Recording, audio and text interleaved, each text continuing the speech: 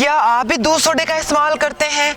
अगर आप दूध सोडे का अपनी डेली रूटीन के अंदर इस्तेमाल करते हैं तो आज इस वीडियो के अंदर एक ऐसा सच आपको बताने जा रहा हूं, इसके बाद आप कभी भी फिर दूध सोडे का इस्तेमाल नहीं करेंगे, ये मेरा आपसे वादा है। तो अगर आप हमारे चैनल पर नए हैं लाइक कर लें वीडियो को, सब्सक्राइब नहीं किया तो सब्सक्राइब जरूर कर लें, साथ में घंटी को भी दबा लीजिएगा ताकि जो भी मैं फ्यूचर के अंदर न्यू वीडियोस अपलोड करूं वो आप तक पहुंचती रहे। दोस्तों, बहुत से लोग दूध सोडा इस बुनियाद पर ही पीते हैं कि जो दूध सोडा है वो ठंडा होता है, अंदर की जाकर गर्मी को भड़ास को मारता है, खत्म करता है, गर्मी को खत्म करता है। लेकिन आपको सच ये यहाँ पर बताना चाहता हूँ, ये आपको परमानेंटली आपकी गर्मी खत्म नहीं करता बल्कि वक्ती तौर पर आपके सीने में जाकर तस्कीन आपको देता है। अब दूध सोडे के अंदर तरह तरह की बोतलें डाली जाती हैं। Mostly 7 up, Pepsi, Coca Cola और एक रेड कलर की बोतल होती है, वो मोस्टली बोतलें दूध सोडे के अंदर डाली जाती हैं। अब इन बोतलों के अंदर 4 ऐसी चीजें हैं जो हमारी सेहत के लिए बहुत ज्यादा खतरनाक है। सबसे पहले कैफीन,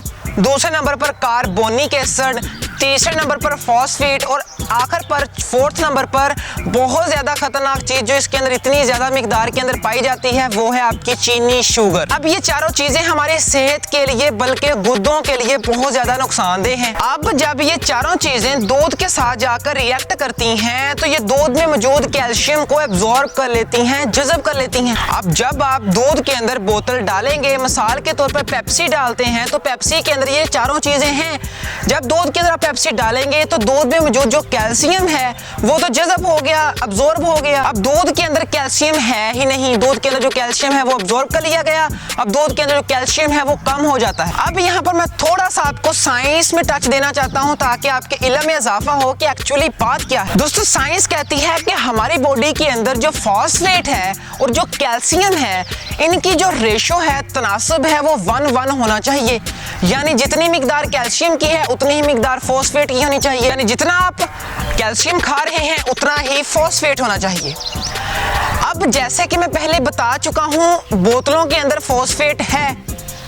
दूध के अंदर जब आप बोतल को डाल देंगे तो वो जो कैल्शियम है वो जज़ब हो गया।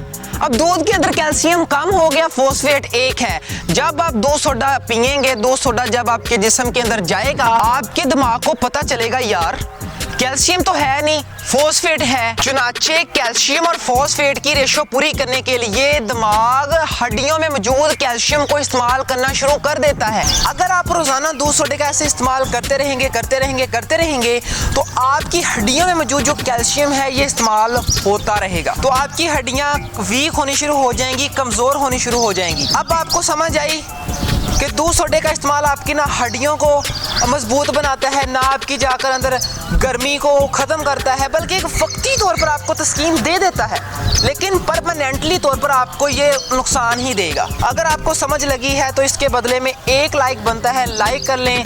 सब्सक्राइब नहीं किया तो सब्सक्राइब कर लें मजीद ऐसी नॉलेजेबल वीडियोस देखने के लिए।